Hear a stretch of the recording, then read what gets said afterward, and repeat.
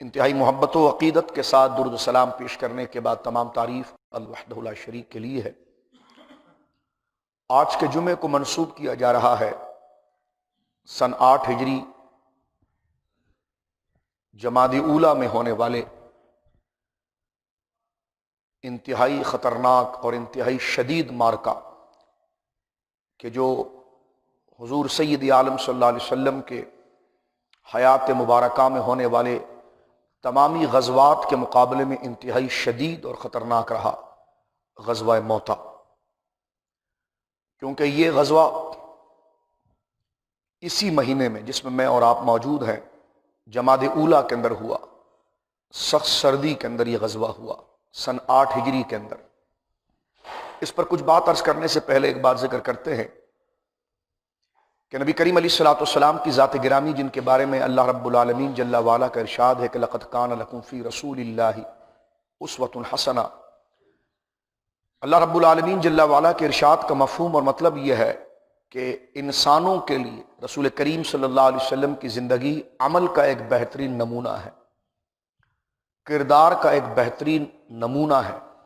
تو حضور سید عالم صلی اللہ علیہ وسلم کی زندگی مبارکہ کا ہر لمحہ، آپ کا بیٹھنا اٹھنا، خرید و فروخت، آپ کی زندگی کے تمام مراحل جو ہمارے لیے ایک رہنما اصول ہے، اسی طرح حضور علیہ الصلوۃ والسلام کے غزوات اور آپ کی جنگیں جو سرکار دو عالم صلی اللہ علیہ وسلم نے امن کے نفاذ کے لیے اور انسانیت کے حقوق کے حصول کے لیے اور انسانیت کو اپنے اصل حق سے روشناس کرانے کے لیے جو سرکار دو عالم صلی اللہ علیہ وسلم میدان عمل میں بصورت ایک جرنیل کے، بصورت ایک سپر سالار کے، بصورت ایک ریاست کے حاکم کے حضور علیہ الصلوۃ والسلام کی غزوات ہوئے ہیں، اس میں دین مبارکہ کا ایک بہت بڑا حصہ ہے۔ اسی لیے محدثین نے حضور علیہ الصلوۃ والسلام کی غزوات یعنی صرف حضور کی جنگوں پر اگر آپ لائبریریوں کا رخ کریں اور مطالعہ کریں تو سرکار دو عالم صلی اللہ علیہ وسلم کی سیرت مبارکہ کا یہ خاص ٹاپک جس کو غزوات رسول صلی اللہ علیہ وسلم کہتے ہیں، سرکار دو عالم صلی اللہ علیہ وسلم کی حیات ظاہری کی یہ جو جنگیں ہیں، اس پر ہزاروں کتابیں صرف اس ٹاپک پر لکھی گئی ہیں۔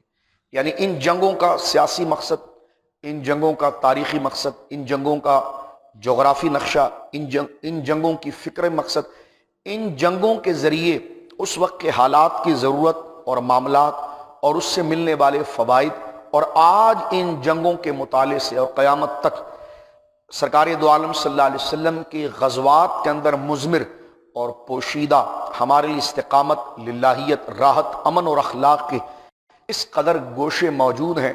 اس کو محدثین نے اپنے اپنے شعبے اور اپنے اپنے فکر اور اپنے اپنے ذوق کے اعتبار سے المغازی کے نام سے درجنوں نہیں بلکہ سینکڑوں کتابیں اس موضوع پر درج کی گئی ہے۔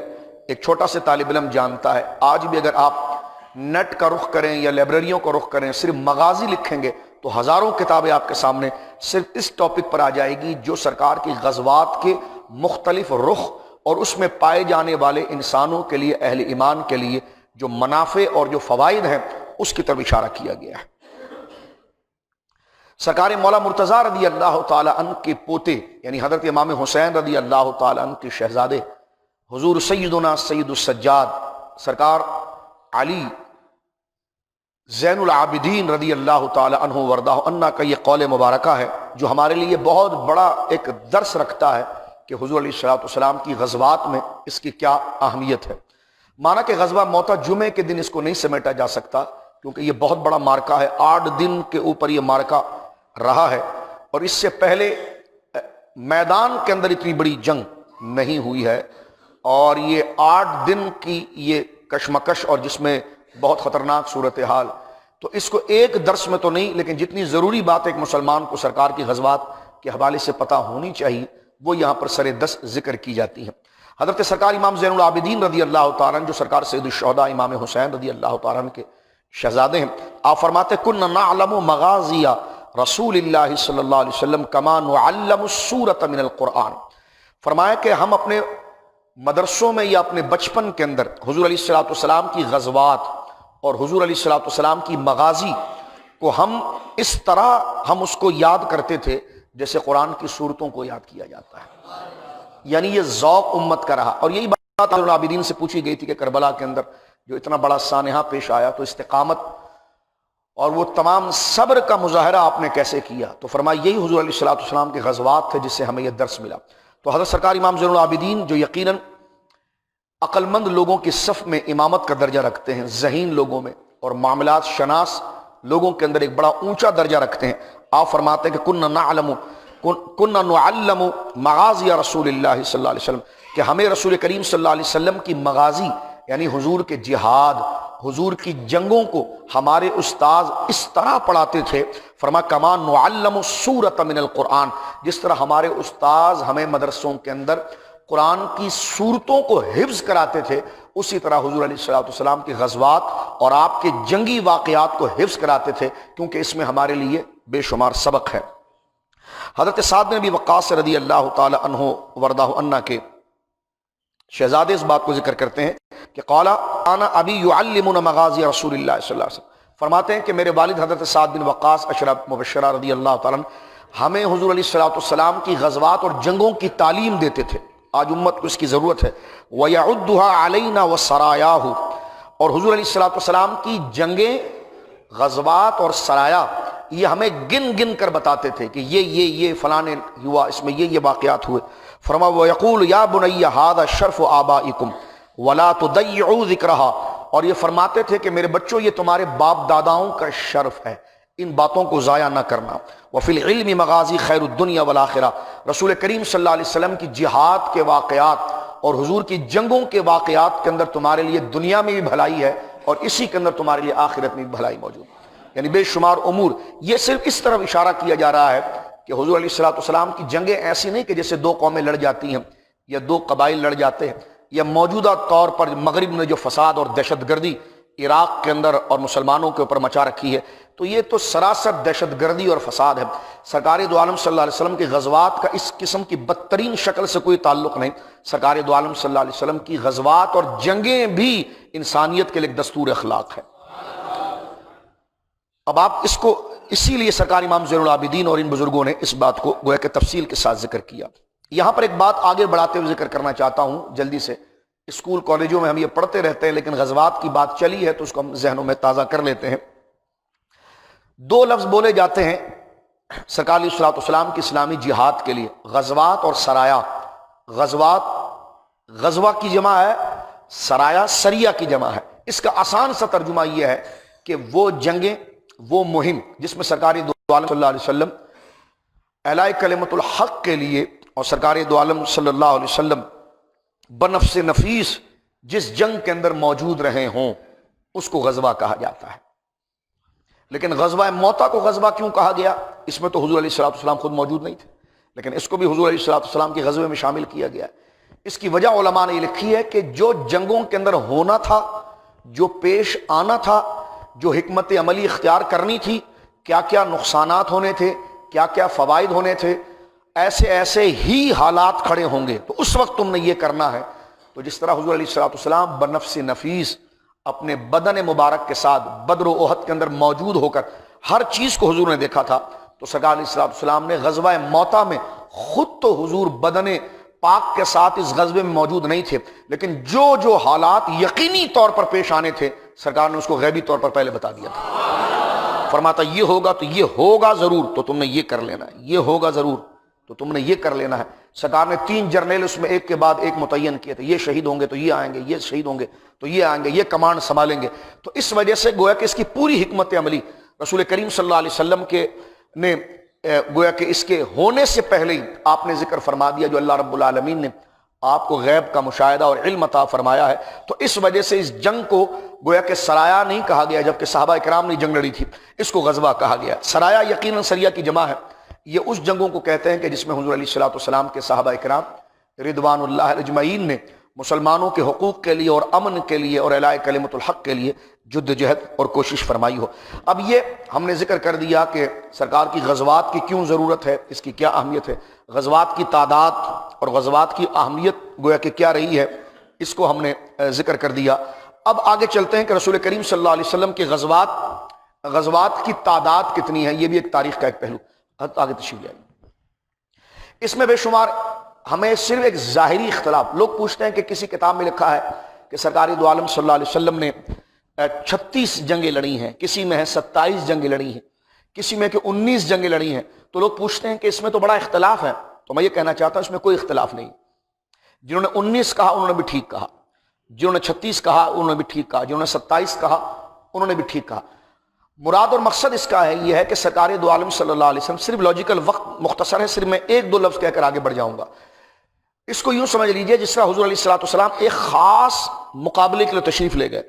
اب آپ کا ارادہ وہ خاص جنگ ہے، لیکن اس کے درمیان جتنی مڑ بھیڑ راستے میں دیگر لوگوں کے ساتھ ہو گئی اور ان کو نپٹانا بھی ضروری تھا، ورنہ وہ گویا کہ درد سر بنتے، یا وہاں تک پہنچنے سے پہلے کئی دشمنوں نے حملہ کر دیا. اب وہ ایک ہو یا دو ہو، تو بعض علماء وہ ہیں جو صرف کتاب کے اندر کیونکہ گئے اس مقصد کے لیے تھے تو اس کو لکھ دیتے ہیں، اور بعض علماء وہ ہے کہ راستے میں یہ چیزیں بھی پیش آئی تھی تو اس کو بھی لکھ دیتے ہیں. تو لہٰذا مثلا غزوہ طائف کو اگر آپ دیکھیں تو اس سے پہلے حنین بھی ہو گیا، تو اب بعض علماء طائف کو ہی ذکر کرتے، حنین کو ذکر نہیں کرتے، حنین کو ذکر کرتے تو طائف کو ذکر نہیں کرتے، کیونکہ مہم اصل وہ تھی. تو اور بعض علماء تفصیل کے لیے دونوں کو اس کے اندر شمار کر لیتے ہیں. تو یہ 19 اور 27 کی تعداد میں کوئی اختلاف نہیں ہے، بلکہ یہ اصل مارکے تک پہنچنے میں جو اصل ہدف تھا اس تک پہنچنے سے پہلے اگر کہیں پر دشمنوں نے حملہ کر لیا، ایک دو مقابلے اس سے پہلے ہو گئے یا ایک مقابلہ پہلا ہو گیا، تو بعض علماء نے تفصیل کے ساتھ اس کو بھی غزوے میں شمار کیا، اور بعض علماء نے اس کی سمری بنائی کہ نہیں حضور گئے تھوڑی تھے اس کے لیے، حضور تو اس مقصد کے لیے گئے تھے، تو انہوں نے اس کو شمار نہیں کیا. تو لہذا ذہن میں یہ مت رکھیے گا کہ بعض کتابوں کے اندر حضور کے غزوات 19 ہیں، بعض 27 ہیں، تو یہ اختلاف کیوں ہے؟ یہ اختلاف صرف لفظی ہے، حقیقت میں اس میں کوئی اختلاف نہیں ہے، بلکہ بعض علماء نے ان تمام چیزوں کو جمع کیا ہے اور بعض علماء نے صرف اسی ہدف کو جمع کیا ہے کہ جس مقصد کے لیے حضور علیہ السلام تشریف لے گئے تھے.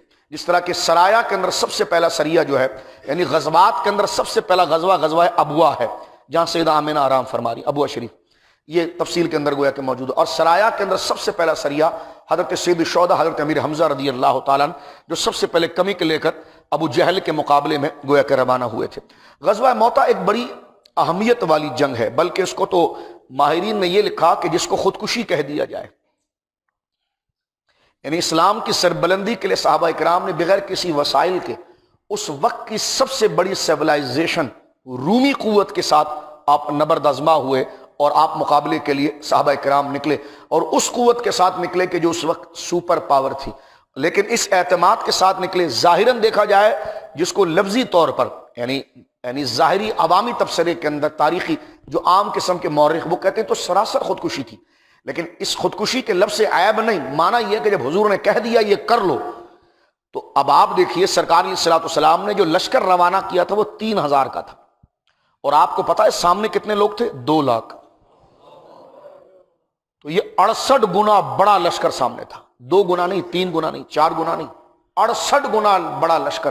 کہ کہاں جناب غور کیجئے 3000 لوگ ہوں اور کہاں 2 لاکھ کا لشکر ہو، اور 2 لاکھ کا لشکر وہ جو رومی سلطنت کا لشکر ہو جنہوں نے بڑے بڑے علاقے فتح کیے ہیں. اب وہ ان علاقوں کو 2 قوتیں سامنے کھڑی تھی، ایک پرشین امپائر جس کو کہتے ہیں یعنی فارسی حکومت، اور ایک رومن امپائر جس کو گویا کہ عیسائی حکومت جس کو آپ پڑھتے رہتے ہیں.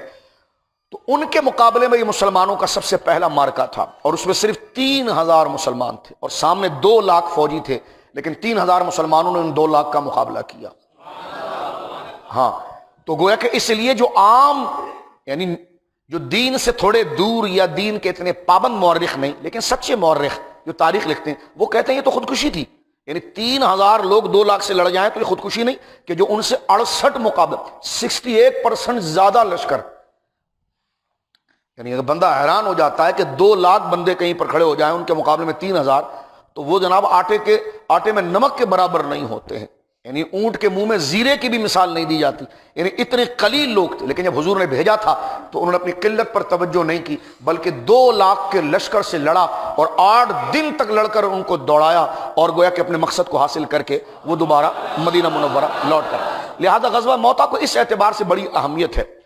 آج ہم صرف وہ ان چیزوں کو ذکر کریں گے جس کو عموماً اردو کی کتابوں میں یا اسکول اور کالجوں میں کسی وجہ سے ذکر نہیں کیا جاتا، لیکن وہ تاریخ کا ایک بہت بڑا حصہ ہے. یہ جنگ لڑی گئی سردی کے موسم میں ہی تھی جو آج کل چل رہی ہے، شدید سردی تھی. اور آپ جانتے ہیں کہ عرب کی جہاں گرمی اتنی شدید ہے وہاں سردی بھی اتنی شدید ہے. 8 ہجری تھی. سرکار دو عالم صلی اللہ علیہ وسلم نے 8 ہجری میں جمعے کے دن حضور علیہ الصلوۃ والسلام نے، یہی مہینہ تھا جمادی اولیٰ، اس تاریخ کو ہم نے رکھا ہے تاکہ یہ تاریخ ہمارے ذہن میں رہے، اور سرکار دو عالم صلی اللہ علیہ وسلم نے صحابہ کرام رضوان اللہ علیہم اجمعین کو روانہ کیا. اس کی بنیادی وجہ میں تھوڑی سی پیشش عرض کر دینا چاہتا ہوں کہ رومیوں سے مقابلے کی ضرورت کیوں پیش آئی، کیوں اتنے بڑے لشکر کو چیلنج کیا گیا، کیوں اتنی بڑی سپر پاور کے سامنے مسلمان نکل کر سامنے آ گئے، اس کی وجہ کیا بنی. تو تھوڑا سا اگر ہجرت کی طرف غور کریں تو سرکار دو عالم صلی اللہ علیہ وسلم کی جو زندگی ہے اس کا ایک ایک لمحہ بہت بڑی تاریخ اور ہدایت اور درس کا ایک ایسا نمونہ ہے کہ انسان حیران ہو جاتا ہے اور اس کہنے پر پابند ہو جاتا ہے کہ کائنات میں حضور جیسا ذہین آدمی پیدا نہیں ہوا. جتنی ذہانت حضور علیہ الصلوۃ والسلام کو تھی اور جیسے عقل اللہ رب العالمین نے آپ کی ذات مبارک کو عطا فرمائی، انسانیت کی تاریخ میں اتنا ذہین بندہ پیدا نہیں ہوا. یعنی اگر ہم بالکل حضور کو اس سطح پر اگر ہم پڑھنے کی کوشش کریں باعتبار انسان کے، تو اللہ رب العالمین جو حکمت عملی اور دانائی اور معاملہ شناسی اور گویا آنے والے حالات کے پیچھے سے اس کے انجام کو جان لینا، یعنی ایک تو کمال نبوت بھی ہے، لیکن جو آپ کو اللہ نے عقل اور دانائی اور معاملہ شناسی عطا فرمائی تھی.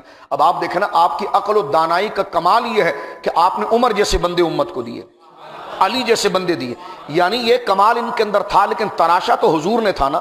یعنی یہ تو کمال استاد اور معلم کا تھا. تو جس کی صحبت میں بیٹھ کر جس کی تربیت میں بندہ عمر جیسا ہو جائے، عثمان و ابو بکر جیسا ہو جائے اور علی جیسا ذہین ہو جائے، تو اندازہ لگائیے وہ معلم اور استاد کو خود کتنا ماہر ہوگا. جس نے تربیت کر کے تراش خراش کر دنیا کو جناب علی جیسا ہیرا دیا، کہ جس کی ذہانت اور علم اور جس کی علوم عقلی، جس کو سائنس اور فلسفہ کہتے ہیں، اس کے سامنے لوگ گردنیں جھکاتے ہیں. کہ جو اللہ رب العالمین نے حضرت مولا مرتضیٰ رضی اللہ تعالیٰ عنہ کو قضایا کے اندر، یعنی قضایا کیونکہ آپ چیف جسٹس تھے، تو قضایا لوگوں کے معاملات کو نپٹانے کے اندر اور بالخصوص عقلی سوالات، یعنی کوئی بھی چھپے ہوئے راز، چاہے وہ سائنس سے متعلق ہو، دیگر متعلق، آپ سے سوال کیا جاتا آپ اس کا جواب دیتے. کوئی پوچھتا یہ مہارت آپ کو کیسی آئی ہے، تو وہ کہتے یہ تربیت ہے حضور کی. تو یہ سارا معیار کیونکہ مرید کی تربیت مرشد سے نظر آتی. تو اس سے سرکار دو عالم صلی اللہ علیہ وسلم کی ذہنیت، سرکار دو عالم صلی اللہ علیہ وسلم کی عقل مبارک، سرکار علیہ الصلوۃ والسلام کی دانائی، اور اللہ رب العالمین نے بحیثیت انسان کے آپ کو کتنا کامل بنایا تھا. اس لیے قرآن کریم میں ذکر کیا کہ لقد کان لکم فی رسول اللہ اسوۃ حسنہ. اس کا مراد یہ ہے کہ لوگوں، تمہارے سارے انسانوں سن لو کہ تمہاری ہدایت کے لیے، تمہارے انجام کے لیے، تمہاری بھلائی کے لیے اور تمہاری تربیت کے لیے ہمارے رسول کی زندگی ایک بہترین نمونہ ہے. چاہے تمہاری زندگی کا کوئی بھی شعبہ ہو، اپنی زندگی تم طالب علم ہو، استاد ہو، تاجر ہو، مزدور ہو، کوئی بھی ہو، جس شعبے سے اگر تم رسول اللہ صلی اللہ علیہ وسلم کی زندگی کو پڑھو گے تو اس میں تمہارے لیے ایک نمونہ نظر آئے گا. رسول کریم صلی اللہ علیہ وسلم نے اعلان نبوت کیا. اب یہ کیوں پیش آیا، یہ بنیادی مقصد ہے. غزوہ موطا کیوں آیا، میں نے پہلے کہا یہ بہت لمبا اور تفصیلی موضوع ہے. سرکار دو عالم صلی اللہ علیہ وسلم نے اعلان نبوت کیا تو صبر و تحمل کا یہ سلسلہ 13 سال تک رہا. صحابہ اس پوزیشن میں مکہ میں ہی ہو چکے تھے کہ جناب وہ ابو جہل جیسے منہ چڑھانے والے کو زمین چٹا سکتے تھے، اور بار بار حضور سے اجازت مانگتے تھے کہ یا رسول اللہ اجازت دیجیے کہ یہ آگے سے بات کرتا ہے، ہم اس کے دانت اس کے ہاتھ میں رکھ دیں. حضور نے فرمایا نہیں، ابھی لاٹھی اٹھانے کا حکم نہیں ہے. یعنی یہ خاموش تبلیغ زندگی کا وہ نمونہ کہ جو صبر و تحمل کا مظاہرہ انسان کس درجے پر جا کر سکتا ہے، اس کی عملی شکل یہ 13 سال کی زندگی ہے. اور 13 سال کی زندگی تو میں یوں ہی کہہ گیا، اس 13 سال کی زندگی کے اندر صحبتیں برداشت ایسی ہے کہ حضور نے فرمایا اتنا تو کسی نبی کو نہیں تھکایا گیا جتنا مجھے پریشان کیا گیا.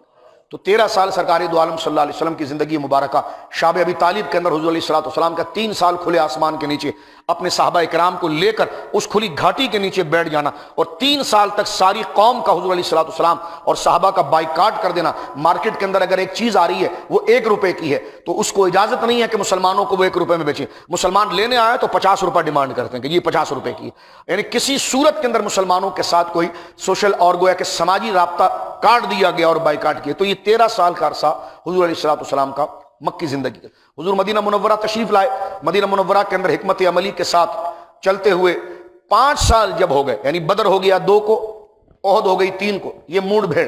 اس کی وجہ بھی اگر آپ کے ذہنوں کے اندر تازہ ہو تو پتہ چلے کہ یہ اقدام مسلمانوں کا نہیں تھا، وہ ختم کرنے کے لیے آ رہے تھے. مسلمانوں نے یہاں پر دفاعی طور پر احد میں بھی جواب دیا تھا اور بدر میں بھی جواب دیا تھا.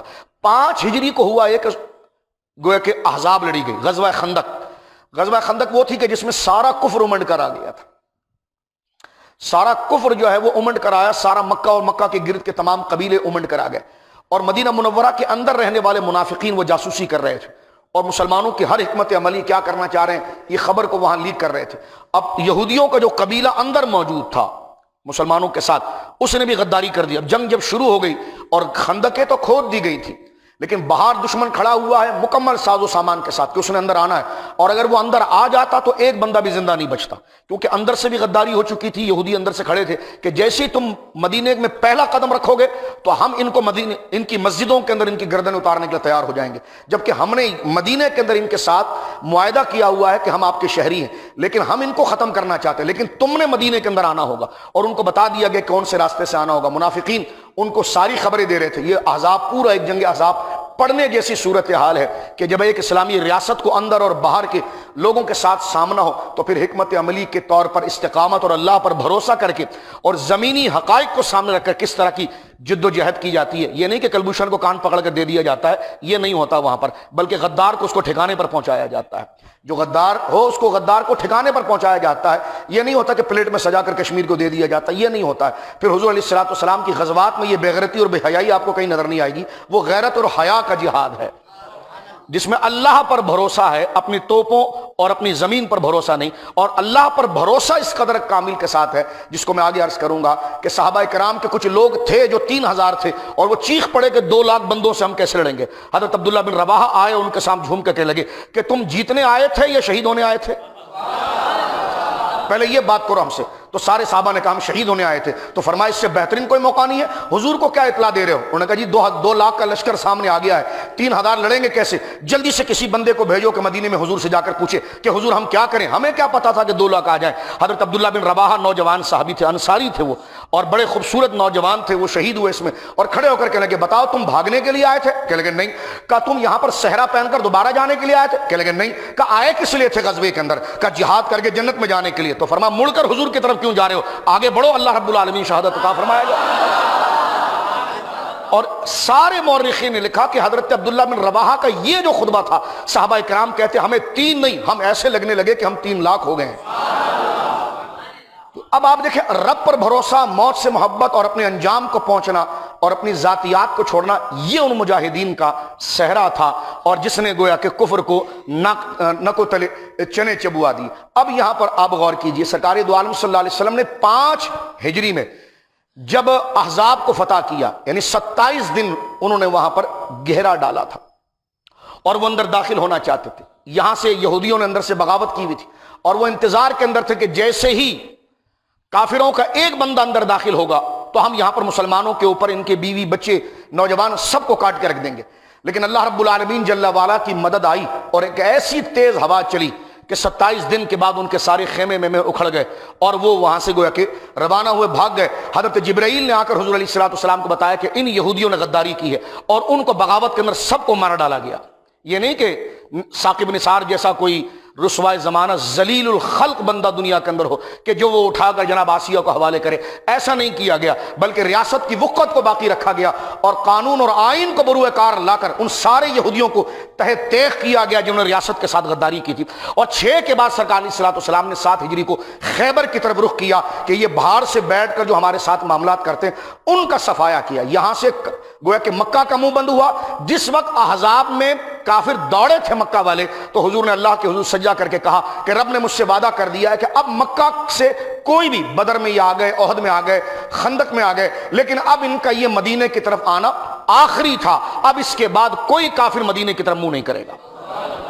5 کے بعد پوری حضور کی سیرت کا نقشہ گویا کہ دوسرے رخ کی طرف آ جاتا ہے۔ سن 6 ہجری کو آپ دیکھ لیجیے، یہ صلح حدیبیہ ہو جاتا ہے۔ 7 ہجری کے اندر آپ دیکھیے سرکار دو عالم صلی اللہ علیہ وسلم عمرۃ القضاء کے لیے جاتے ہیں، اور جناب غزوہ خیبر ہو جاتا ہے۔ 8 ہجری کے اندر یہ غزوہ موتا ہوتا ہے۔ سرکار دو عالم صلی اللہ علیہ وسلم نے اپنے مبلغین کو اور اپنے قائدین کو، اس بچے کو بٹھا دیجیے، اس کو بیٹھ جائیے، تسلی سے بیٹھ جاؤ، اپنے مبلغین کو حضور علیہ الصلوۃ والسلام نے روم کی طرف تبلیغ کے لیے اور اخلاق کے لیے روانہ کیا، اور قیصر روم ہرقل نے بصرہ کا مقام جو ہے، جو ملک شام کا ایک خطہ تھا، وہاں پر بصرہ کے مقام کا جو حاکم تھا، حضور علیہ الصلوۃ والسلام نے کئی حاکموں کو خط لکھا اور ان کو دعوت ایمان اور امن پیش کی، جس طرح سب کے سامنے اختصار کے ساتھ، وقت ہمارے پاس مختصر ہے۔ سرکار علیہ الصلوۃ والسلام نے اپنے ایک صحابی حضرت شرحبیل کو روانہ کیا خط دے کر کہ تم جاؤ اور جا کر بصرہ کے حاکم کو وہ خط دو۔ اس سے پہلے حضور علیہ الصلوۃ والسلام کے 5 مبلغین کو عیسائیوں نے مار دیا تھا، وہاں پر قتل کر دیا تھا، حالانکہ وہ تبلیغ کر رہے تھے، دین کی باتیں، یعنی لوگوں کو اخلاق، شراب، زنا اس سے منع کر رہے تھے، لیکن ان کو جو بغض تھا ان کے اندر، اس کی وجہ سے یہ معاملہ ہوا۔ سرکار دو عالم صلی اللہ علیہ وسلم نے بصرہ کے حاکم کو جو خط لے کر بھیجا، تو جو خط لے کر سفیر گیا تھا، اس کو بصرہ کے حاکم نے قتل کر دیا۔ حالانکہ دنیا کو کوئی قاعدہ نہیں ہے کہ سفیر سے اگر آپ متفق نہیں ہیں تو آپ اس کو دوبارہ لوٹا دیجئے، لیکن اس کو مار دینا کون سی شرافت ہے؟ اور بھلا اس جرم پر حضور علیہ الصلوۃ والسلام خاموش کیسے رہ سکتے تھے؟ جب حضور علیہ الصلوۃ والسلام کو پتہ چلا کہ ہمارے سفیر اور ہمارے اس نمائندے صحابی کو جو ہے بڑی بے دردی کے ساتھ انہوں نے شہید کر دیا ہے، تو سرکار دو عالم صلی اللہ علیہ وسلم نے اپنے صحابہ کرام رضوان اللہ اجمعین کو ترتیب دیا، اور ترتیب دینے کے بعد سرکار علیہ الصلوۃ والسلام نے بصرہ کے مقام کی طرف روانہ کیا کہ آپ پیش قدمی کرو اور اس صحابی کے خون کے بدلے کے لیے آگے بڑھ جاؤ۔ 3000 کا یہ لشکر تیار ہوا، جس میں حضور علیہ الصلوۃ والسلام نے کمانڈ جو ہے وہ حضرت جعفر طیار، یعنی اپنے چچا کے بیٹے جس کو حضور بہت زیادہ چاہتے تھے، حضرت مولا مرتضیٰ کے بڑے بھائی حضرت جعفر کے ہاتھ میں دی۔ اور سرکار علیہ الصلوۃ والسلام نے روانہ کرنے کے ساتھ یہ بات گویا کہ ذکر فرما دی تھی کہ سب سے پہلے جب آپ نکلیں گے تو جھنڈا حضرت زید بن حارثہ کے ہاتھ میں ہوگا، اور میں دیکھتا ہوں کہ زید بن حارثہ شہید کر دیے جائیں گے، اور زید بن حارثہ شہید کر دیے گئے تو حضرت جعفر طیار اور میرے دل کا ٹکڑا حضرت جعفر جو ہے اس کے ہاتھ میں جھنڈا ہوگا، اور جب وہ شہید کر دیے جائیں گے تو فرمایا اس کے بعد جھنڈا عبداللہ بن رواحہ کے ہاتھ میں ہوگا۔ اور ایسی کوئی جنگ نہیں گزری ہے کہ جس میں مسلمانوں کے 3 جرنیل بیک وقت ایک دن میں شہید ہو جائیں۔ ظاہر سی بات ہے 2 لاکھ کا لشکر تھا، ایک دن کے اندر یہ سمجھیے کہ 1 سے 1.5 دن کے اندر یہ 3 جو مسلمانوں کے یہ کہ بعد دیگر کمانڈ سنبھالنے والے اونچے صحابی تھے، انہوں نے جام شہادت کو نوش کیا۔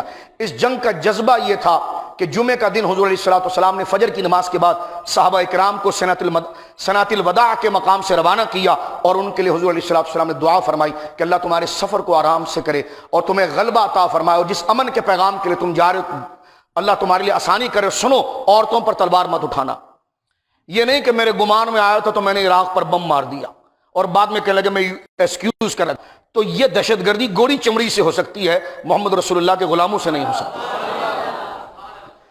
رسول کریم صلی اللہ علیہ وسلم کا جہاد سراسر امن تھا۔ حضور نے فرمایا بچوں پر نہیں اٹھانا، جو تمہارے مذہب کے نہ بھی ہوں اور وہ اپنے عبادت خانوں میں عبادت کر رہے ہوں، اپنے عبادت خانوں، ان کے عبادت خانوں کے اندر نہ گھسنا، ان پر تلواریں نہ اٹھانا، چاہے وہ تمہارے دین پر نہیں، لیکن اگر وہ اپنے عبادت خانوں کے اندر امن سے بیٹھ کر جو بھی کر رہے ہیں ان کی عبادت خانوں کے اندر نہیں گھسنا۔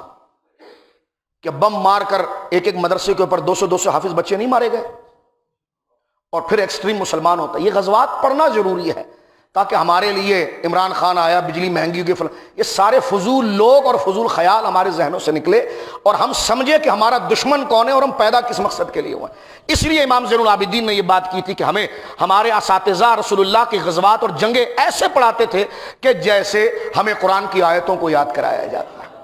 رسول کریم نے فرمایا عورتوں پر تلوار نہ اٹھانا، بچوں پر تلوار نہ اٹھانا، بازاروں کو برباد نہ کرنا، باغوں کو نہ برباد کرنا، درختوں کو نہ کاٹنا، نہروں کو تباہ نہ کرنا۔ فرمایا ہاں جو تمہارے مقابلے میں تمہیں قتل کرنے کے لیے سامنے آئے تو پھر اس سے پیچھے نہ ہٹنا، اور جو تمہارے سامنے کھڑا ہوا ہو اور تمہاری نظریں نہ ڈالیں اور تمہیں اس سے خطرہ نہ ہو، وہ تمہیں تلوار نہ اٹھائے، حضور نے فرمایا اس پر تلوار نہ اٹھانا۔ یہ کہہ کے سرکار علیہ الصلوۃ والسلام نے صحابہ کو روانہ کیا۔ عبداللہ بن رواحہ اس شوق میں تھے کہ یہ میری زندگی کا آخری جمعہ ہوگا، یہ میں حضور کے ساتھ پڑھوں۔ صحابہ کرام روانہ ہو گئے فجر کی نماز کے بعد، جمعے کا دن تھا، سن 8 ہجری جمادی الاولیٰ، غزوہ موتا کے لیے صحابہ کرام کو روانہ کر دیا گیا۔ جمعے کی نماز میں حضور نے عبداللہ بن رواحہ کو دیکھ لیا کہ وہ نماز کے اندر ہے۔ نماز کے بعد حضور سے ملے، سرکار نے فرمایا تم گئے کیوں نہیں فجر میں ان کے ساتھ، اور تم جمعے میں کیوں رکے؟ تو عرض کی یا رسول اللہ مجھے پورا یقین ہے کہ یہ میری شہادت کا وقت ہے اور میں چاہتا تھا یا رسول اللہ صلی اللہ علیہ وسلم کہ یہ جمعہ میں آپ کی اقتداء کے اندر آخری ادا کروں۔ سرکار دو عالم نے فرمایا فقال رسول اللہ صلی اللہ علیہ وسلم، یعنی جہاد میں جانے کا شوق آپ دیکھیے اور بشارت آپ دیکھیے۔ حضور نے فرمایا تیری نیت صحیح ہے کہ تو میری محبت میں یہاں رک کر میرے پیچھے جمعہ پڑھنا چاہتا تھا، لیکن لو انفقت ما فی الارض جميعا، اے عبداللہ بن رواحہ اگر تجھے زمین کی ساری دولت مل جاتی اور تو ساری دولت اللہ کی راہ میں خرچ کر دیتا، ما ادرکت غدوۃ فی روایت اللہ غدوۃ فی سبیل اللہ اور روحۃ خیر من الدنیا وما فیہا، لیکن جو لوگ چلے گئے ہیں نا، جو فجر کے اندر اگر تجھے دنیا کی زمین اور آسمان کی اور دنیا کی ساری نعمتیں مل جاتی، تو اللہ کی راہ میں بانٹ بھی دیتا تو تو اس نیکی کو نہ پا سکتا کہ جو فجر کے اندر وہ قافلہ نکل گیا اللہ کے دین کی سربلندی کی۔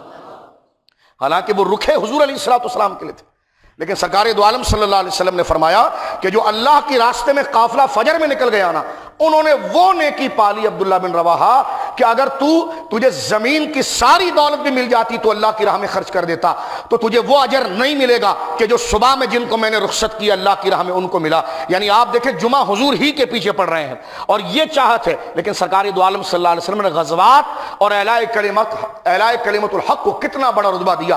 فرمایا میرے پیچھے تو نے جمعہ پڑھا، شرف کی بات ہے، لیکن اجر وہ لے گئے جو فجر میں روانہ ہو چکے تھے۔ یہ حضرت عبداللہ بن رواحہ رضی اللہ تعالیٰ عنہ کو حضور علیہ الصلوۃ والسلام نے ذکر کیا۔ وہاں پر جانے کے بعد میرے دوستو بزرگوں، یہ مارکا ہوا، 1 سے 2 دن کے درمیان یہ 3 صحابہ شہید ہوئے۔ سرکار دو عالم صلی اللہ علیہ وسلم نے مدینہ منورہ کے اندر خود یہ خطبہ دیا، صحابہ کے دل بڑے بے چین تھے کہ بہت بڑا لشکر اور ایک سب سے بڑی سیولائزیشن کے ساتھ یہ مقابلہ ہے، مسلمانوں کا حال کیا ہوگا؟ بخاری شریف کے اندر موجود ہے، رسول کریم صلی اللہ علیہ وسلم نے ارشاد فرمایا نعا زیدن، نعا ینعا کہتے ہیں موت کی خبر دینا۔ سرکار نے فرمایا دیکھو جھنڈا زید بن حارثہ نے اٹھایا، کہاں مدینہ منورہ، کہاں سیریا۔ سرکار نے یہاں بیٹھے بیٹھے فرمایا نعا زیدن، زید نے جھنڈا اٹھایا، اور پھر حضور زار و قطار رونے لگے، اتنے کہ آپ کی داڑھی مبارک بھیگ گئی۔ فرمایا زید شہید ہو گئے۔ فرمایا وہ جعفرن، اب میرے بھائی جعفر نے اٹھایا، پھر حضور کی داڑھی مبارک پر اتنے آنسو تھے کہ جناب وہ داڑھی مبارک کے منہ مبارک شریف سے ٹپک رہے تھے۔ فرمایا وہ بھی شہید ہو گئے۔ پھر حضور نے ارشاد فرمایا عبداللہ بن رواحہ کے لیے، یعنی پے در پر حضور نے جیسی شہادتیں ہو رہی تھی آ کر حضور ان کو بتا رہے تھے کہ ابھی جعفر شہید ہو گئے، ابھی عبداللہ بن رواحہ شہید ہو گئے۔ پھر سرکار علیہ الصلوۃ والسلام تشریف لے گئے، تھوڑی دیر کے بعد آئے، فرمایا مبارک ہو تمہیں، اب اللہ نے مقام اور صحابہ کرام، کیونکہ جب عبداللہ بن رواحہ مغرب کے وقت شہید ہوئے تو شہادت کے وقت آپ نے اعلان کیا تھا کہ ہم تینوں کا نام رسول اللہ نے لیا تھا کہ ایک شہید ہوگا تو دوسرا کمانڈ سنبھالے گا، دوسرا شہید ہوگا تو تیسرا سنبھالے گا۔ تو آخری ہچکی جب عبداللہ بن رواحہ کی تھی تو آپ نے فرمایا کہ اب تمہیں اختیار ہے مسلمانوں، پیچھے نہ ہٹنا، ہم تو اپنی منزل پا گئے ہیں، پیچھے نہ ہٹنا، اب تم شورائی طور پر ایک امیر کو متعین کرو جو تمہاری اس کمانڈ کو سنبھالے۔ اس وقت سارے صحابہ نے حضرت خالد کے ہاتھ پر بیعت کر لی۔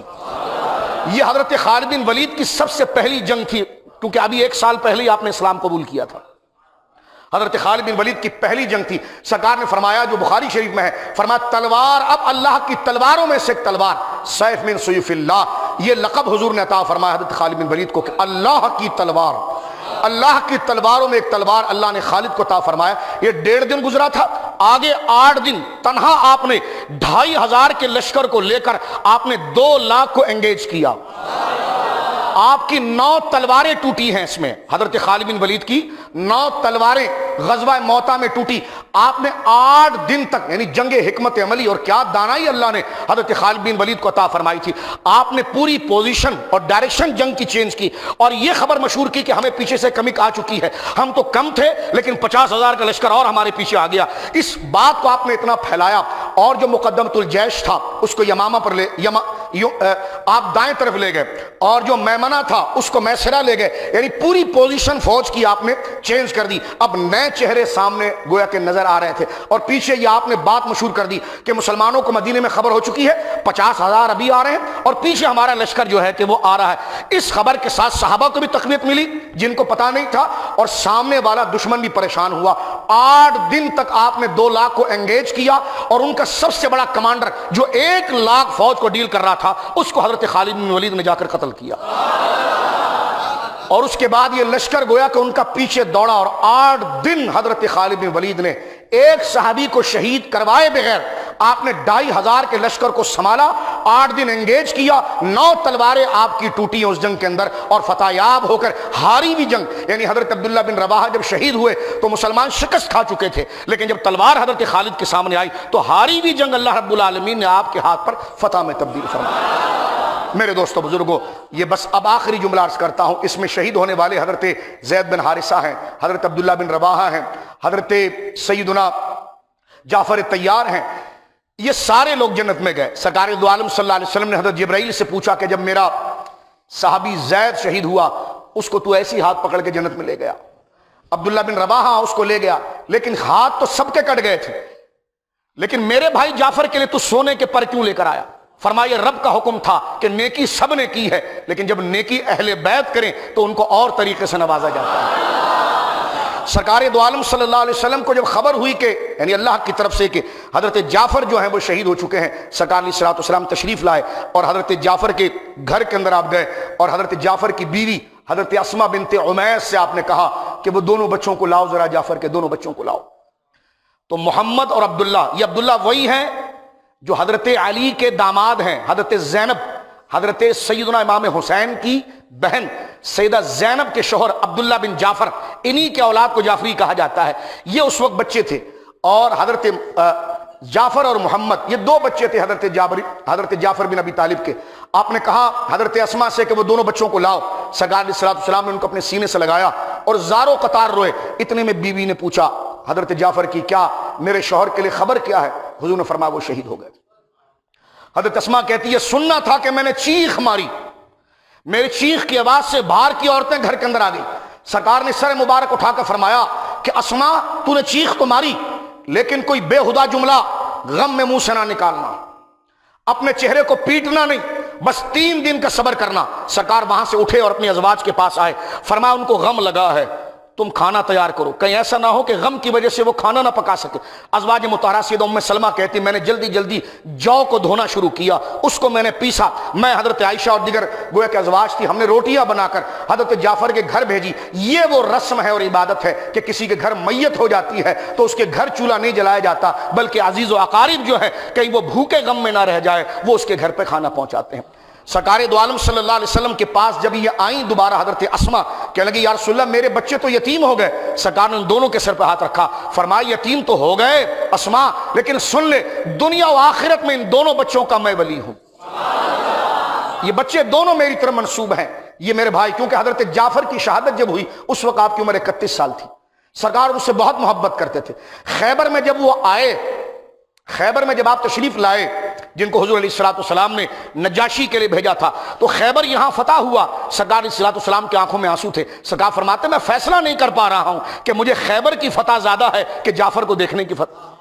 فرمایا مجھے خوشی کس میں زیادہ ہے، خیبر کی فتح میں زیادہ ہے یا جعفر کو دیکھنے میں؟ تو حضرت جعفر کی شہادت میں حضور علیہ الصلوۃ والسلام کو بڑا غم ہوا اور سرکار نے فرمایا اس کے دونوں بچوں کا ولی میں دنیا و آخرت میں ہوں۔ حضرت عبداللہ جو حضرت علی کے داماد ہیں وہ کہتے ہیں مجھے اچھی طرح سے یاد ہے سرکار نے مجھے بالکل اپنے قریب بٹھا کر زیتون والا سالن اپنے ہاتھ سے مجھے کھلایا تھا، کیونکہ وہ چھوٹے تھے۔ سرکار علیہ الصلوۃ والسلام کی صحبت میں وہ رہے تو کہتے ہیں مجھے اچھی طرح یاد ہے میں چھوٹا سے تھا، سرکار علیہ الصلوۃ والسلام نے پہلے دن کا کھانا مجھے اپنے ہاتھ سے کھلایا۔ امہات المومنین نے زیتون میں سالن بنایا تھا اور جو کی روٹی تھی اور سرکار نے اپنے مبارک ہاتھوں سے گویا کہ اس زیتون کے تیل میں اور سالن میں ڈبو کر مجھے لقمے کھلائے تھے۔ یہ حضرت عبداللہ بن جعفر بن ابی طالب اس بات کو ذکر کرتے ہیں۔ اور آخری یہ جملے ہیں کہ سرکار دو عالم صلی اللہ علیہ وسلم اپنے صحابہ کے ساتھ بیٹھے محو گفتگو تھے، اتنے میں حضور نے آسمان کی طرف سر کیا اور فرمایا وعلیکم السلام ورحمۃ اللہ۔ صحابہ نے پوچھا حضور یہ آپ کس کو جواب دے رہے تھے آسمان کی طرف سر اٹھا کر؟ فرمایا میرا بھائی جعفر تھا جو فرشتوں کے ساتھ اڑتا ہوا جا رہا تھا، اس نے مجھے وہاں سے کہا السلام علیکم تو میں نے جواب دیا وعلیکم السلام۔ تیار ان کو کہتے ہیں، تیار کا معنی ہے اڑنے والا۔ اللہ رب العالمین نے آپ کو 2 سونے کے پر لگائے اور حضور فرماتے ہیں کہ میرا بھائی جعفر جو ہے وہ جنت کے اندر اڑ رہا ہے۔ جب 3 دن گزر گئے تو سرکار دو عالم تشریف لائے۔ شوہر جب مر جائے یا قتل کر دیا جائے یا شہید ہو جائے تو عدت 3 دن نہیں ہوتی، شوہر کی موت پر عورت کی عدت 4 مہینہ 10 دن ہوتی ہے۔ 4 مہینہ بولیے، طلاق اگر ہو جائے تو پھر عدت جو ہے وہ 3 حیض ہو جاتی ہے، لیکن شوہر اگر مر جائے تو عدت جو ہے وہ 4 مہینہ 10 دن ہوتی ہے۔ لیکن سرکار دو عالم صلی اللہ علیہ وسلم کو اس خاندان سے اتنی محبت تھی کہ حضور اکثر سنتے تھے کہ ان کی بیوی بڑے غم سے رو رہی ہے۔ ایک دن حضور تشریف لائے 3 دن کے بعد چوتھے دن، فرمایا اسما 3 دن رو لی تو نے؟ کہاں؟ فرمایا تیری عدت ختم ہو گئی، بس اب تجھے غم کی کوئی حاجت نہیں۔